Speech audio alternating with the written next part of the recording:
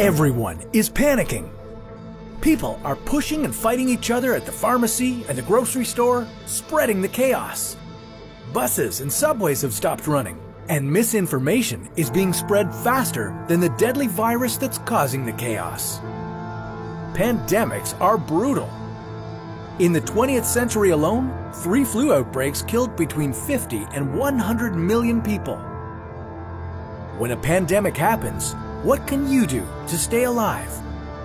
How can you survive a dangerous outbreak of disease spreading rapidly over large areas? Here's how to survive a pandemic, according to science. Being a doomsday prepper has its perks. After all, as Benjamin Franklin once said, an ounce of prevention is worth a pound of cure. Influenza isn't the only terrible outbreak we've had. In just the last 50 years, we've seen HIV, severe acute respiratory syndrome, Middle East respiratory syndrome, Ebola, and the Zika virus. There's a new fear that a hostile nation or group could even bioengineer a killer pathogen to unleash as a weapon. Pretty scary, right? It's a sobering fact that scientific advances in gene editing and gene sequencing have made such a horror possible. Bioterrorism has the capacity to kill 30 million people a year, according to the Bill and Melinda Gates Foundation. As a society, we are woefully unprepared. As individuals, we have to be prepared to save ourselves and our loved ones. Because of bad sanitation, long-distance travel, and the difficulties of controlling mosquitoes, diseases are spreading farther and faster than ever before. According to Oxford's Global Priorities Project, a possible pandemic is one of the worst threats currently facing humanity. So now that you understand how dangerous a pandemic can be, what can you do to cope with one?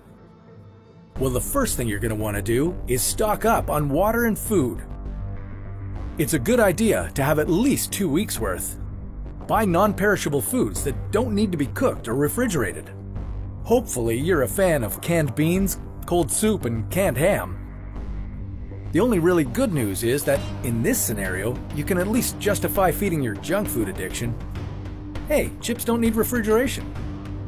As for water, store 4 liters per person per day.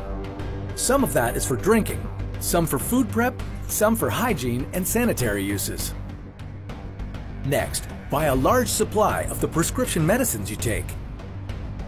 Some pandemics can last for years. If you don't have your meds, that can hurt you even more than the outbreak, or even kill you. Third, prepare for heat and cold. Make sure you don't rely on modern comforts like furnaces and air conditioners. Get good quality blinds to keep the sun out and reduce heat buildup. And make sure you have blankets and warm clothes for cold weather. Fourth, get yourself a face mask. If you want a super duper cool mask, get the N95 respirator, as it keeps out 95% of particles.